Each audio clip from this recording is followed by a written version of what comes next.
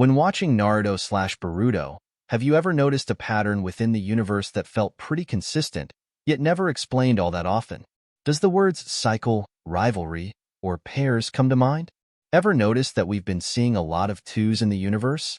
As far as the history goes, Kaguya came to Earth and had two sons, one of them being Hagoromo, who had his own two sons who then lead a long history of the two reincarnating in order to battle and settle their brotherly feud in a cycle of bloodshed. This is how we would explain the whole rivalry thing with two individuals possessing the souls of Indra and Asura's rivalry. But here's where things shakes up a bit. Kaguya and Isshiki were partners, and a pair who also disagreed with one another. Clearly they didn't have the same ideology, and it caused bloodshed. These two were a thing before Asura and Indra started reincarnating. And even now, look at the current generation we have. Boruto and Kawaki are another pair who doesn't share the same ideology and are now fated to fight each other to clash ideals. Isn't that weird?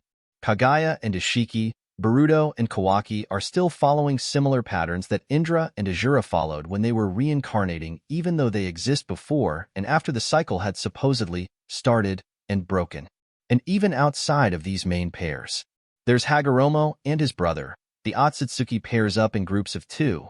The Akatsuki pairs up in groups of two. There's even side characters with the same kind of rivalry when they are paired up. Examples Obito and Kakashi, Hiruzen and Danzo. And the interesting thing is, even though the school system pairs ninja in groups of three or more, they tend to break off and rival each other in pairs of two on their own. So what's going on? Am I stretching? What if something bigger is at play? What if the cycle of bloodshed between Indra and Asura was actually never due to their reincarnation, but something else much bigger at play? Humanity just had to make it make sense. This includes Hagoromo. Hagoromo himself had to make it make sense, and this was his conclusion. My answer for this is Shibai.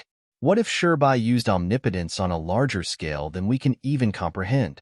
Momoshiki asked Boruto if there was ever a time he wondered if Otsutsuki had manipulated things using omnipotence, and this might not be a thing he's so sure of himself. Momoshiki could be theorizing about the patterns he's seen, the twos he's been seeing, and making the conclusion that things aren't what they seem to be. The entire universe could be under the influence, manipulation, and reprogramming of omnipotence. Why pairs of two? Why constant rivalry? Why cycle over and over again with different individuals in conflict? It's possible Shibai is seeking an answer. You see, as science progresses, humans never stop seeking answers themselves. We are constantly searching for more. What if Shibai is the ultra-extreme to this? What if he was someone that was so obsessed with an answer that he killed trillions and ascended, still not figuring out what he is seeking?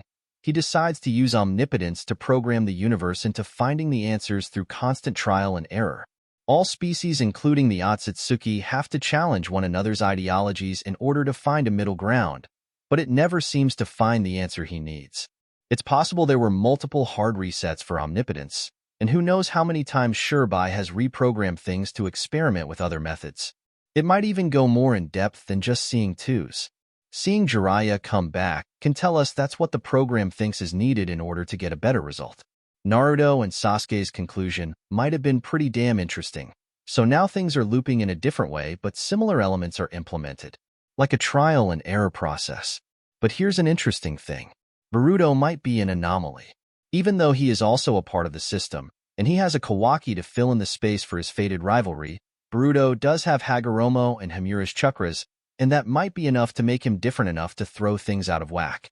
An error, coupled with the fact Tonari allowed him to awaken the Jugen, and this might be Boruto's doorway to seeing through what's really been going on.